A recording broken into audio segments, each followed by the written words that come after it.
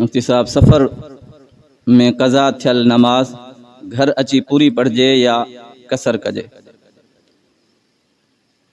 इन जे लाइ हिकिड़ो उसूल ज़हन में रखो त जेकी नमाज जंहिं कैफ़ियत में कज़ा थी आहे उहा नमाज बाद में भी उन्ही कैफ़ियत सां अदा कई वेंदी। मसलन तहां सफ़र में आयो ऐं सफ़र में तहांजी ज़ुहर जी नमाज कज़ा थी वई, मुकम्मल टाइम गुज़री वियो, सवारी जे करे या कंहिं बि मजबूरी जे करे तहां ज़ुहर जी नमाज न पढ़ी, त हाणे जॾहिं तहां घर अची विया हो त हाणे उहा साॻी ज़ुहर वारी नमाज तहां घर में अची कसर पढ़ंदव, यानी 2 रकात पढ़ंदव, 4 रकात न पढ़ंदव। छो त जंहिं अंदाज़ सां कज़ा थी हुई उन्ही अंदाज़ सां हाणे पढ़णी आहे।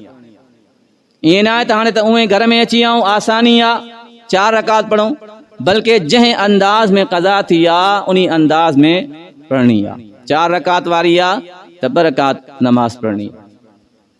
ऐं जेकॾहिं तव्हां घर में मौजूद आहियो, तव्हांजी ज़ुहरिया असरिया इशा नमाज कज़ा थी वई, वरी तव्हां सफ़र में हलिया वियो ऐं तव्हांखे ख़्यालु आयो त मुंहिंजी ज़ुहर असर घर में कज़ा थी हुई ऐं उहा तव्हां हाणे सफ़र में पढ़णु चाहियो था त हाणे उहा पूरी पढ़ंदव।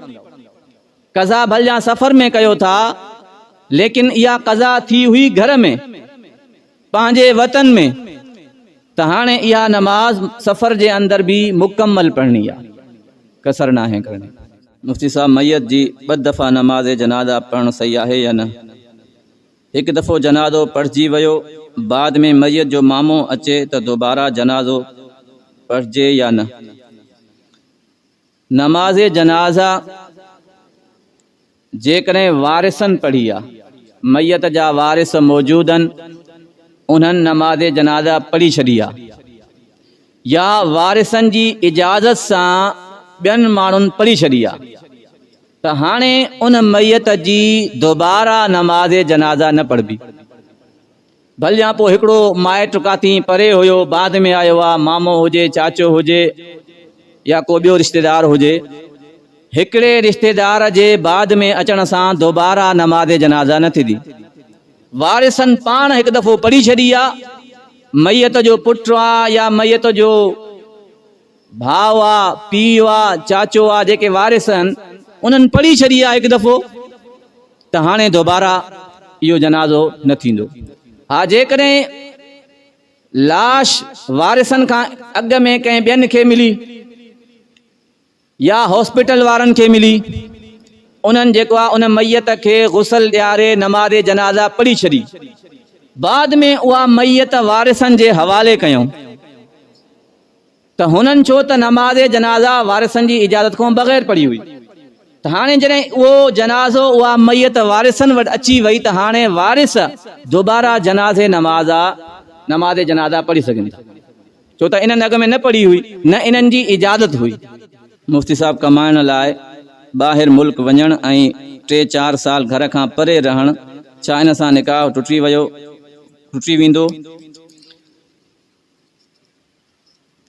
इहो मामिलो बि काफ़ी माण्हुनि खे पेश ईंदो आहे त माण्हू मुल्क खां ॿाहिरि कमाइण वञनि था, 2-2 साल रहनि था, हाणे एतिरा साल घर खां परे रहण सां छा निकाह बाक़ी रहंदो? इन जे लाइ शरीअ जो उसूल इहो सम्झी छॾियो त 4 महीननि जे लाइ या 4 महीननि खां घटि जेकॾहिं को शख़्स काॾी वञणु चाहे थो, पहिरीं ॻाल्हि त इहा आहे, भलिया 4 साल 3 साल केतिरा साल बि रहे, निकाह न टुटंदो आहे। निकाह टुटंदो आहे तलाक ॾियण सां, या ज़ाल ऐं मुड़ुस मंझां हिकिड़ो को नाउज़ बिल्ला गैर मुस्लिम थी वञे या कुफरिया कलमो चई वञे, इन्हनि शयुनि सां निकाह टुटंदो आहे।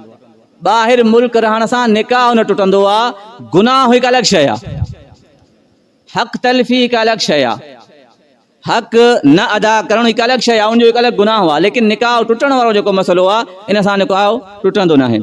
4 महीननि जे लाइ या 4 महीननि खां घटि जेकॾहिं को शख़्स घर खां परे वञणु चाहे थो त वञी सघे थो, इन जे लाइ औरत खां इजाज़त वठण जी बि ज़रूरत न आहे, बग़ैर इजाज़त वञी सघे थो।